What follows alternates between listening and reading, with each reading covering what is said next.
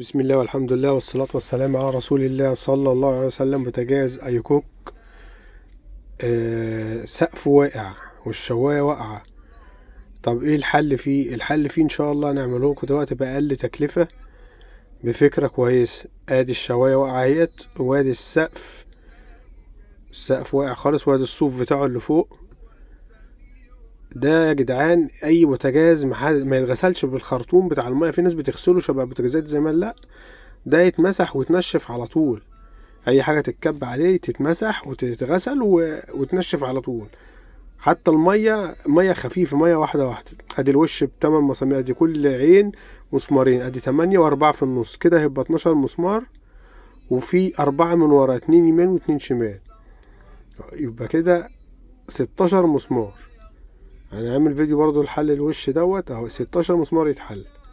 هو اول حاجه بنخلع الباب، برفع المساعد ده كده للاخر، ايوه كده، وبرفع التاني اهو. برفع الباب رفعة صغيرة من ورا لحد ما يوصل لعند ما فرقت لي، طالع معايا بكل سهولة، مش محتاج عافية ولا حاجة. برفع كده لفوق اهو، واحدة واحدة لحد فوق كده. المساعد ده بيساعدك ان هو بيتخلع. اه كده انا خلعته. بقيس بقى الباب، السقف اللي بايظ كده بقيس جوه وبره. المقاس باخده، بالكم المقاس اهو 45. المقاس 45. س... كام هو مقاس 6 و67. ب45 في 6 في 67. ب45 في 67، ده المقاس الصافي بتاع السقف. طبعا انا عامل سقف، جايب لوح وتانيه اهو.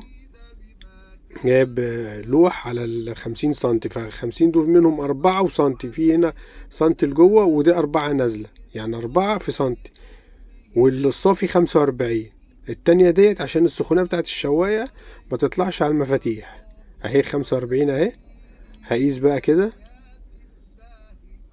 67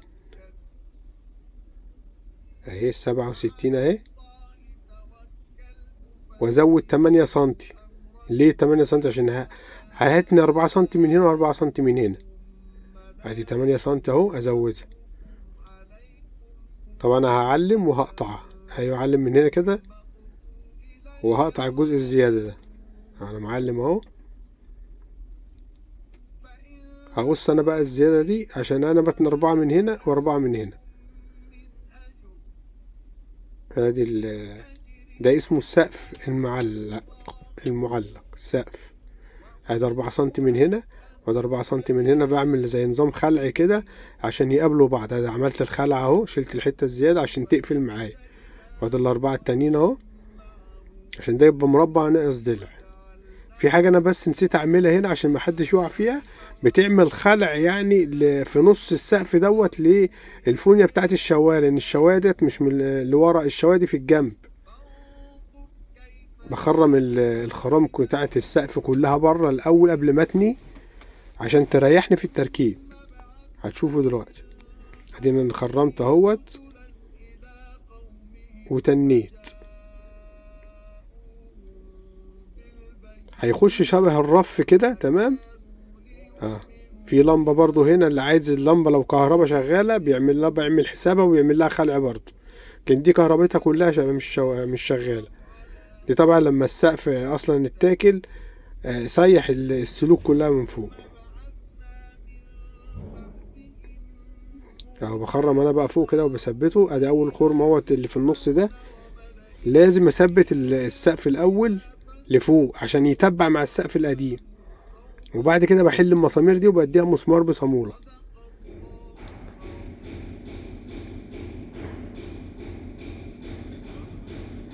اهو. لازم اربط المسمار ده، عشان ايه؟ بيمسك السقف القديم، بيترفع مع السقف الجديد مع بعض. وبعد كده بخرم في الجناب اهو، 3 من هنا و3 من الناحية التانية اهو، واثبت في الجناب. بعدين انا خرمت اهوت وثبت في الجناب كده. السقف القديم والجديد كده الاتنين ثبتوا مع بعض اهو كده تمام. هبتدي اعمل ايه بقى؟ انا همسك المسمار اللي انا ربطته السن صاج، هحل بقى. هو خلاص السقف مش هينزل تاني لان هو تبع مع السقف القديم وثبته في الجناب كده الاتنين واحد مع بعض. هجمد عليه بيه بقى، بحل المسمار اللي هو السن صاج ده. السن صاج ما ينفعش، ممكن يتحل مع اي وقت. هحل المسامير اهي، وبجيب بنطة اوسع شوية، بنطة 6 مللي لمسمار 10 اهي. بنطة اهي 6 مللي اهي، اللي يجيب مفتاح لمسمار 6 مللي اللي هو بمفتاح 10 بالصامولة. هبتدي بقى اخرم تاني الخرام اللي في السقف بس. للجناب خلاص، الجناب احنا ثبتناه بمسامير سن صاج وثبتت، لكن اللي في السقف دي لازم تثبت ايه؟ مسمار بصامولة. وانا حاطط لها حتت صاج حراري وردة، وعامل لها زي كابولي من النص عشان يشيل ايه السقف من النص عشان يبقى متين. ادي الوردة اهيت، وادي المسامير ايه مسمار بصامولة طبعا. وحاطط برضو فوق وردة تانية صاج حراري برضو، يعني مأمنه عشان ما يقعش تاني ان شاء الله. ادي الحتة اهيت اللي قلت لكم عليها. طبعا دي ظهرت معايا لما ركبت السقف، كنتش عامل حسابها صراحة، فانا عملت لها برضو خلع كده وقطعتها بالصاروخ. انا بالنسبه لي سهله، بس عشان لو حد عملها ياخد باله ويعملها قبل ايه، ياخد مسها ويعمل خلع قبل ما يركبها. والشوادي بتركب بمسمار واحد بس من الجنب كده اهو. ادي المسمار اهوت، وادي السقف اتعمل اهو. ادي الورده اللي بقول لكم عليها بمسمار بصامول اهو. دي الورده كل واحده ليها ورده صاج محمله برضو عشان يبقى عاطي عصب في السقف الجديد، وان شاء الله ما تحلش بعد كده. وارجع الصوف تاني بقى كده زي ما كانوا، ارجعه مكانه كده واحده واحده. دي اقل تكلفة لسقف اي كوك اللي هو ايه يونيو اير. وارجع اربط تاني ال 12 مسمار من فوق والاربعة من ورا، ال 16 مسمار ارجع اربطهم تاني. وكده احنا كده عملنا السقف ويرجع يشتغل تاني، مفيش اي مشكلة. بدل ما يترمى خسار بوتاجاز ده بقى غالي جدا اهو. طبعا هو كان حد لغيله الحساسات والكلام ده، فكده يشتغل بوتاجاز عادي يعني. والسلام عليكم ورحمة الله وبركاته.